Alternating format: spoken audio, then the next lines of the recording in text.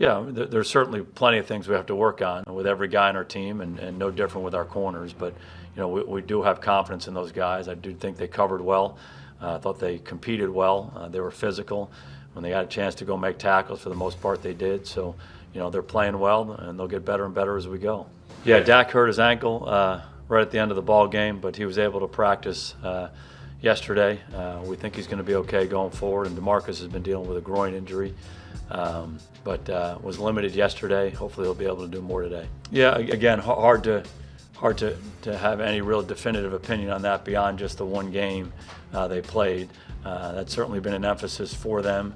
Some of the guys have played for other teams, so we have a little bit of history with them. But that's a position that we've talked about many times here, that having a cohesive unit is important. So playing together will certainly help. But a lot of new faces, but certainly some good players, and definitely a point of emphasis for their team. Well, he's just a great player, and he's able to beat you in so many different ways. You see him run short routes, intermediate routes, deep routes.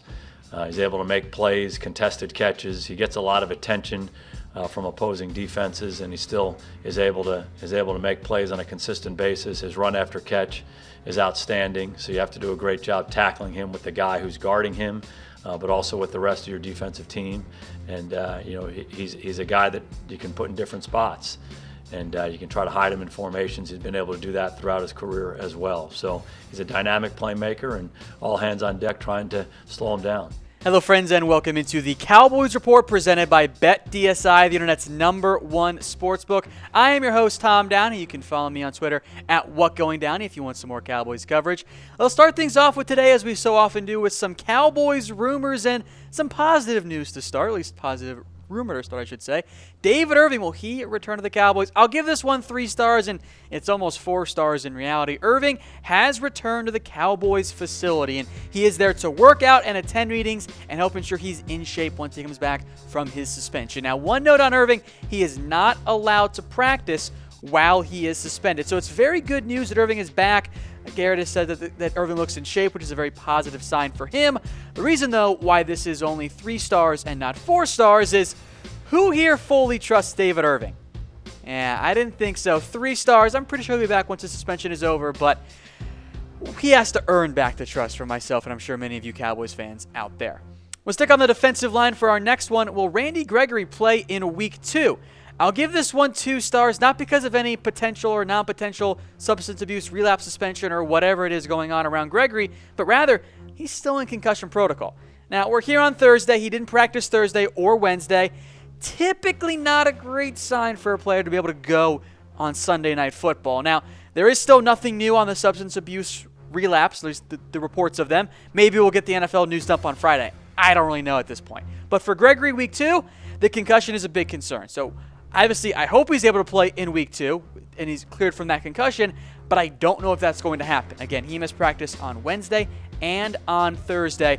Taco Charlton, technically, by the way, started in front of Gregory in Week 1, even though Gregory played quite a bit as well. Charlton, by the way, fared just fine. So there's your defensive line depth chart, at least how it should look for Week 2, of the NFL season, with Gregory and Jones both having asterisks thanks to their injury problems. All right, I'll keep it going now with some more Cowboys rumors, and this one was all over Twitter the other day because Dez Bryant Return could have happened. He was hanging out with Jerry Jones at the Beyonce concert. Could it happen? Don't get your hopes up for this one. I'm going to give this one fake news. I've heard it from you guys. I've heard it from other people on Twitter as well. Even some 105 through the fan guys have thrown it out there as a potential option. Yes, Dez Bryant was with Jerry Jones at the Beyonce concert. And yes, that's kind of weird because Jerry cut Dez Bryant. Now, Dez and Jerry are cool. Like, those two have no problems right now. It's also kind of weird to see Dez and Jerry hanging out after Dez really lit into the coaching staff on Twitter. And that's also why this ain't happening. Now, if you're the Cowboys, I do think you need more receiver help. But are you going to bring back Dez Bryant when that bridge was completely nuked? Not with this coaching staff. That doesn't make sense for really either party, because if you're Scott Linehan or Jason Garrett or Sean Lee, why would you want Dez Bryant on this team right now? I understand that some of you probably want some more receiver help, and Dez is better than any of the guys the Cowboys have on that roster. But I don't think you really want Dez in that locker room right now, because he and Linehan and Garrett are not going to get along. I'm typing in N for no. Does not make sense for the Cowboys to bring back Dez. I don't think that they should have cut him, but it does not make sense for him to come back to Dallas right now. All right, halfway through our rumors roundup, we'll take you now to our number 4 one. But the Cowboys finished 3rd in the NFC East. I'm only going to give this one 1 star. It's certainly a possibility, but I don't think that's what's going to happen. Now, our friends over at BetDSI put together their new odds to win the NFC East. And believe it or not, folks, the Cowboys actually checked in at 3rd. And not behind the Giants, mind you, behind the Washington Redskins. What? This kind of feels like a bit of an overcorrection to what happened in Week 1 of the NFL season. Now, look, the Cowboys are not far behind Washington, and the Eagles, by the way, are way ahead at -250. The Giants are actually 4th at +700, so the Redskins went from 4th to 2nd. This just feels like an overreaction to the Cowboys and the Giants losing in Week 1 and the Redskins winning. I still think Dallas will finish 2nd in the NFC East, and I think they'll finish ahead of the Redskins, so I think they're going to finish 4th anyway. But what do you guys think? Will the Cowboys win the NFC East? Type A for yes and type B for no. I lean more towards no, but for those of you that said yes, well, +600 are pretty good odds there. So go to chatsports.com/bet. Use promo code Cowboys120 for a 120% deposit bonus. If you put down $100, they'll give you $120 for free for a grand total of $220. Go put down $10, $15, $20, whatever on the Cowboys winning the NFC East, and if they do, they'll turn that into a huge profit. That's chatsports.com/bet. Promo code is Cowboys120. All right, next up, is Scott Linehan going to move to the booth to call plays? Well, actually 4 stars on this one. Jason Garrett confirmed it at one of his recent press conferences. Linehan, who has called plays from the booth before in the past, is now going to do it from the booth again. He's going to leave the sideline and go upstairs. This will allow you a more clear view of all 22 players. And see, folks, the Cowboys do make adjustments. Linehan's going up to the booth. That's a change, right? That's the change you guys all wanted, I'm sure. I know that's not what you guys want. I know what a lot of you guys want is to actually fire Scott Linehan. If you do feel that way, type 1 for yes, type 2 if you don't. Look, you guys know how I feel. I didn't think Linehan should have been brought back, but I think the reality is, at least for Week 1, Week 2, you got to pump the brakes a little bit, even though I'm going to be okay if and when the Cowboys do fire Linehan. But I don't think right now, right this second, is the exact timing. But at some point, probably, so I'll type 1 for yes. All right, one last rumor here for you. Could the Cowboys defense be a top 5 unit this year? I'll give this one 2 stars. It's in the realm of possibility, or I'll give this one just 1 star. Excuse me, just 1 star on this one because I don't actually know if that's going to happen. Top 10, I think it's very much plausible, but you need everything to go right. I think this is a top 10 potential Cowboys defense, but top 5, I think might just be a little bit too much. So 1 star here, it could happen, but I'd be kind of surprised if the Cowboys ended the year, even statistically, as a top 5 unit this year. So, folks, again, let me know, where do you think the Cowboys defense will finish statistically? Is it 1, 2, 3, 4, 5, whatever it is? Let me know in the comment section. I think it's going to be a little bit more around the range of 9, 10, something along those lines. I don't think you're going to see the Cowboys end up as a top 5 statistically rated defense. Top 10, I think, is actually within the realm. And frankly, I think this Cowboys defense is rather underrated. I think they're a very, very talented unit. I just think that top 5 is hyping the train up just a little bit too much. It's a good defense. It needs to be good. They'll benefit from the offensive line and the running game controlling more. I just don't know if you're going to see that end up being the case because, frankly, you have to have more success on offense, and this defense isn't exactly elite by any means either. So let me know what you guys think, both in the comment section, and feel free to message me on Twitter at WhatGoingDowney. Speaking of messaging me on Twitter, folks, my DMs are open, by the way. Send them to me anytime. We also have a special little prize for you guys this week. If you predict the exact score of the Cowboys versus the Giants game, I'll give you $25. But to enter, of course, put it in the comment section. DM me on Twitter at WhatGoingDowney. The first one to get it in wins $25 if it is exactly right, the score, and, of course, who wins the game. So, again, if you get it right, $25, but you have to DM me on Twitter in order to be eligible. I'm not going to try and juggle the Facebook and the YouTube comments all at once. We'll make it simple on me. DM me at WhatGoingDowney. I know a lot of you guys already do follow me because I got a lot of your questions this week on Twitter in my mailbag, and we'll get to it here. I know You guys love this segment. I do as well. We'll start things off here with Bray asking, do you think the Cowboys will make the playoffs, and where will they finish in the division? Once again, I think they finish second in the NFC East, ahead of the Giants and Redskins, but behind the Philadelphia Eagles. And in the end, I don't think Dallas makes the playoffs. But folks, what do you guys think? Will the Cowboys make the playoffs? You've seen one game so far. I know a lot of you are not that happy. We'll get to more questions and comments on that as well. So type 3 for yes, they will, and type 4 for no, they won't. All right, next up on the mailbag, Ivan Sanchez says, can we please fire Scott Linehan? I can run Madden plays better than that clown. Madden is much easier than real-life play calling, but Linehan is very much on the hot seat, and I know many of you guys feel the same way I do. It has not been good enough. The offense has struggled, but with that said, Jason Garrett is still committed to Linehan as the OC, perhaps even tying themselves together for both of their long-term futures with the Dallas Cowboys. Linehan, though, is not the only one to blame for issues. Dak, the offensive line, the receiving core, Garrett, everyone shares some blame there. So while I'm okay with firing Linehan, maybe not, of course, right now, but maybe later on in the year, we're not quite there yet. So unfortunately, Ivan, you're going to have to wait a little bit longer. All right, next up from Dr. Don Carson. Who is in the hotter seat, Linehan or Jason Garrett? You would think it's Linehan, but Garrett seems very committed to him as the head coach and as the OC. I think this might be a scenario where Garrett has tied himself to Scott, and those two will go down together. Either they will sink or they will swim. I kind of think as of right now, we're a little bit closer to a sinking situation, but both are very much on the hot seat. I think that Garrett's future is tied to Linehan's. Garrett wanted to bring him back, and the Cowboys front office and McClay and the Joneses says, okay. So do not be surprised that if and when Garrett gets fired, Linehan goes out the door at the exact same time as well, because those two, well, they just seem to have that trust, and they seem to be sticking together in the end.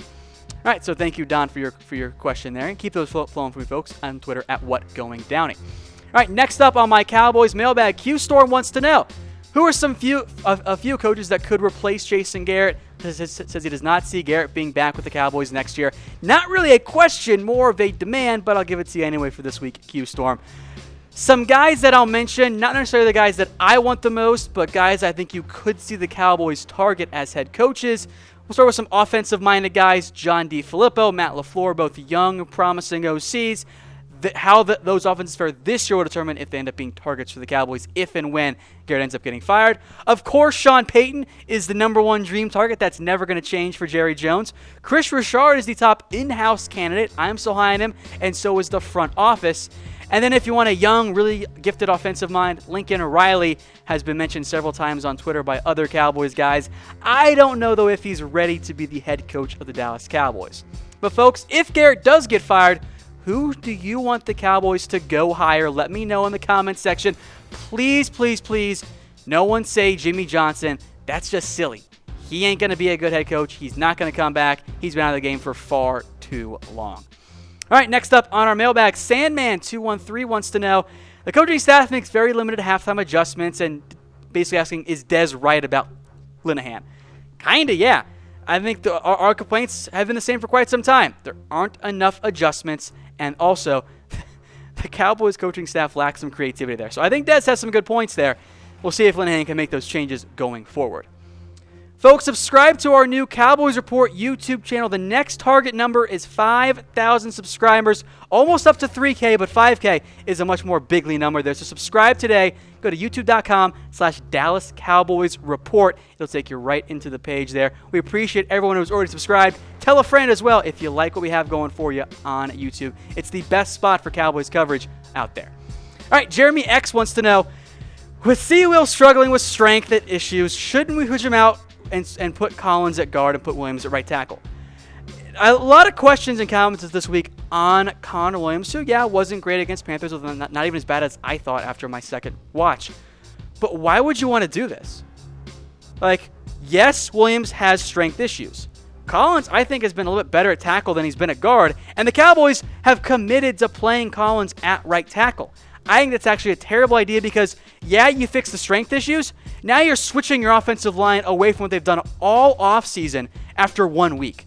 That's an overreaction there. Keep Collins at right tackle, keep Williams at left guard, and let them grow and continue to develop as players because, frankly, I think that's the best fit for both those teams, both those guys, based on the way the offensive line is currently constructed. All right, Austin Lavelle, one of actual several comments I got about this one, referring here to Xavier Su'a-Filo. Could he take over for Williams' spot at left guard? No. Guys, Su'a-Filo couldn't even make the Tennessee Titans. He's a former second-round pick, but he's been kind of bad throughout his NFL career. Xavier Su'a-Filo is a backup guard option. Now, if Connor Williams struggles every game for the next 2 months, we can have that discussion. But it is a little bit over-the-top reaction to say, oh, we got to bench Sewell. Yes, he has to work on his strength, and in the meantime, better technique will help with that. The Cowboys love Sewell. I'm a big fan of him. It's been one game. Yes, the strength is not going to be ideal. Kawan Schroeder is one of the best defensive tackles in the NFL. And yeah, Sewell could have issues this week against Damon Harrison and some other good Giants defensive linemen, but they're not going to bench him anytime soon. Like that is not the biggest concern that I have right now for the Cowboys. Connor Williams is going to be just fine. All right, Demetrius wants to know which NFC East team looked the best in Week 1. I thought it was the Washington Redskins. Yes, it was the Cardinals, but they look pretty dominant in their win, although I'm not quite buying them quite yet. All right, Javon C. wants to know what kind of adjustments do you think we will make in the offense, if any, and namely, will they sign or perhaps trade for a wide receiver? I'd be surprised. Who are you going to go get at receiver that's available right now that's not going to cost you an arm and a leg? I think the reality is the Cowboys will use their current 6 receivers, Cole Beasley, Allen Hurns, Deontay Thompson, Gallup, Terrence Williams, and Tavon Austin. They'll shuffle them around in terms of who plays when and in what packages, but they're all going to play. And in reality, the Cowboys wanted this as their wide receiver core, so they're going to stick with it, even though maybe that's not the best idea. Today's show is brought to you by BetDSI. Go to chatsports.com/bet. Use promo code Cowboys120 for a 120% deposit bonus. What that means is if you put down $100, they'll give you $120 for free for a grand total of $220 to bet with on the Cowboys or even against the Cowboys if that's the way you choose to bet right now. So go to chatsports.com/bet. Promo code is Cowboys120. Keep it rolling now on our Cowboys mailbag here from Self High 5. Next up from him here. Did the Cowboys have a chance to sign Martavis Bryant after Oakland cut him and then re-sign him? I mean, they had the chance, but why would you want to? Martavis Bryant is facing up a potential suspension, so the Cowboys had no interest in adding him. And he, of course, did go back and re-sign with the Oakland Raiders, but yeah, there's some talent there. I don't know why you would want to bring in Martavis Bryant into this offense and have him eventually learn it and then be suspended. It didn't make a whole lot of sense for the Cowboys. Talent, sure, but I don't think it was a good choice for the Cowboys. They made the right call to not have any interest in adding Martavis Bryant. All right, Austin wants to know if the offense will keep running these 2 tight end sets. I mentioned how he'd be okay with it if Gathers and Jarwin were in the slot. Offense is predictable. I hope you don't see more 2 tight end sets because I don't like them. It's 2018. There's no Jason Witten, and you're throwing in a lot in those 2 tight end sets. Don't love that idea. Now, we'll talk more about RICO Gathers later on here, but I hope the answer is that no, we'll see less 2 tight end sets, but somehow don't have a whole lot of faith in Scott Linehan to pull that out of the offensive playbook quite yet. All right, Jordan wants to know, he says, after the offense struggled badly last week, will we see more RPOs? And again, I hope so. The Cowboys did run some, and it was actually some of the more successful plays, and Zeke feels the exact same way. So hopefully, yes, we do end up seeing more RPOs this week. Sloan wants to know that the defense played well. What was the one area of concern? Missed tackles, namely Sean Lee, who missed 4 of them, which is just so unlike Sean Lee. I had a tough time believing it, even though I watched it with my own eyes. One more question from @Dotel86. Is Rico getting a fair opportunity to fix his areas of improvement and contribute to this team? I mean, I think the answer here is yes. Now, everyone, I think, agrees with me, at least a lot of people agree with me, that Rico should have been active in Week 1 because they used all these 2 tight end sets and they didn't even bother throwing Dalton Schultz out there. I would much rather have Rico out there on 3rd and long than Swaim or even Blake Jarwin. But there is no conspiracy against Rico Gathers right now to keep him down and keep him out and prevent him from contributing to this team. Because if that was the case, Rico wouldn't have made the roster.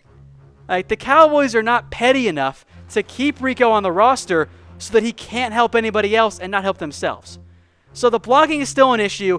I was surprised Rico was not active, but he is getting a fair shot. I mean, the Cowboys might not be using him in the best way, but there's practice too.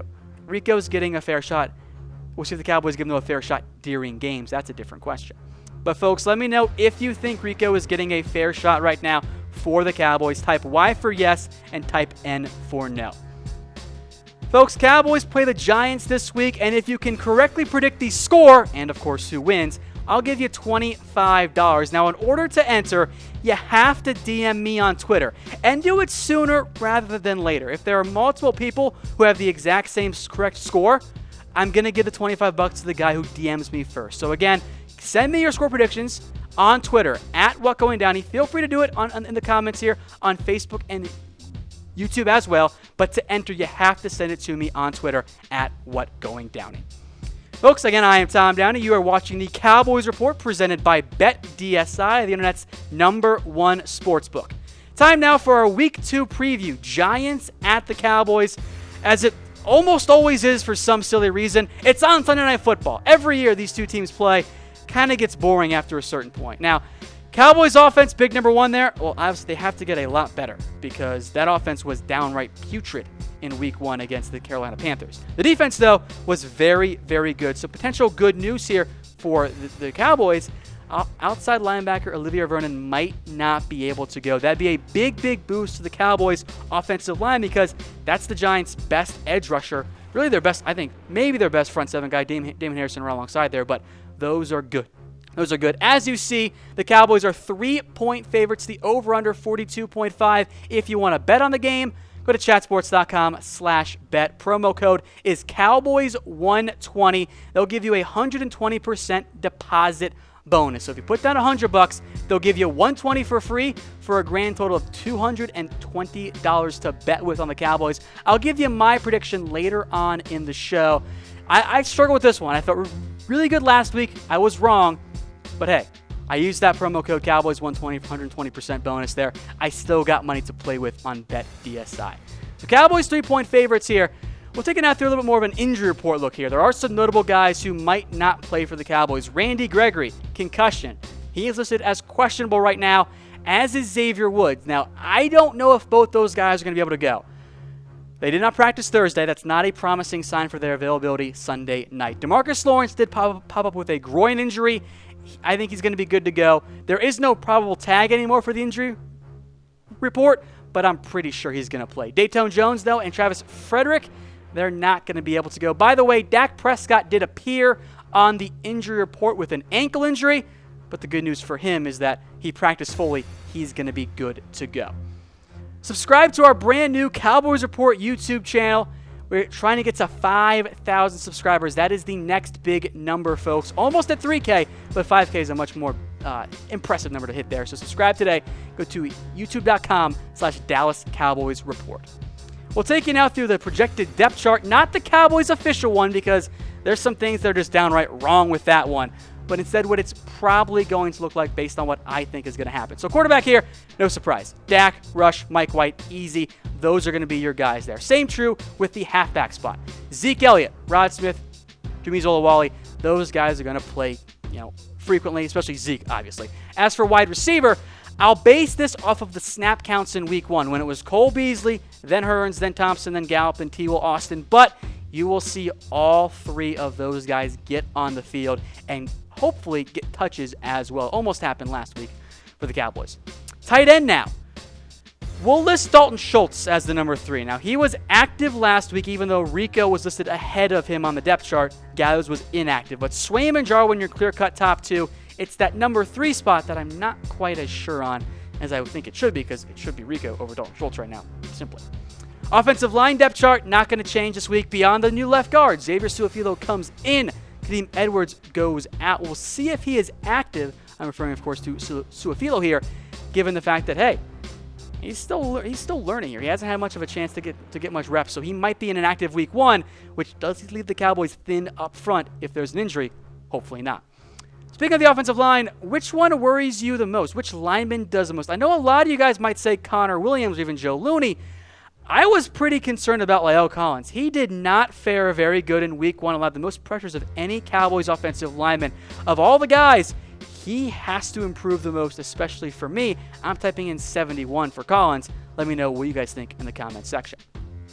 All right, the defensive line depth chart now, and DeMarcus Lawrence, Antoine Woods, Tyrone Crawford, Taco Charlton ahead of Randy Gregory. That's what we saw to start the game. And plus, Gregory's coming off his own injury, so he might not be able to go as we mentioned earlier. So hopefully Gregory's able to play. But by the way, this sets up so well for DeMarcus Lawrence. He gets Eric Flowers this week. Eric Flowers is not very good at football. We saw Tank torch him last year. How many sacks will Tank have against the Giants? Let me know in the comments section. I'll take 2. I'll put the over-under at multiple sacks for DeMarcus Lawrence. He was great in week 1, and now the matchup is even better for him. All right, linebacker depth chart, no changes this week. Damian Wilson is your starter at the Sam. Jalen Smith, Sean Lee. You'll see March Lillard and LVE and even some Joe Thomas as well. Again, no changes here in the secondary. Byron Jones, Cheeto, and then Anthony Brown are your top corners. Jordan Lewis, by the way, didn't play a snap last week. We'll see if that changes this week for the Cowboys. Kevon Frazier, Jeff Heath, still your safeties with the question mark in terms of injuries for Xavier Woods. And now special teams. Again, no changes. We'll see how Maher fares in week 2. He did miss his only field goal. Hopefully that changes this week against the Giants. I get the feeling the Cowboys are going to need him to make at least one kick, not to mention, hopefully, some extra points this week. Folks, if you like the shirt that I'm wearing, you can get one of your own as well. Go to comfortable.af to get your own Mizzen and Main shirt. It is the most comfortable dress shirt you will own. And by the way, it's made in America.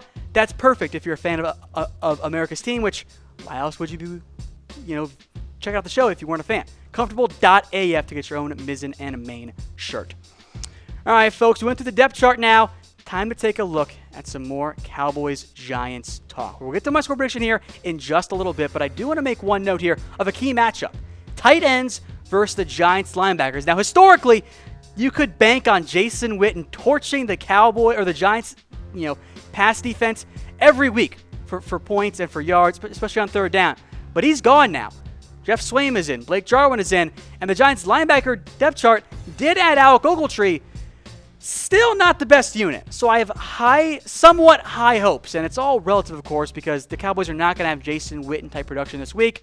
But I would like to see the tight ends make a couple of nice plays this week. I think that's within the realm of possibility here for the Cowboys. Don't force it to them, but Swaim and Jarwin, maybe RICO, maybe a nice catch or two, I think, is certainly a possibility, and that is an area I think the Cowboys could attack the Giants given Linehan's play calling.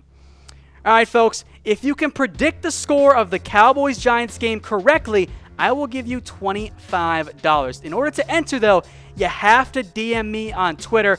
I don't want to have to juggle the Facebook and the YouTube comments, so DM me on Twitter.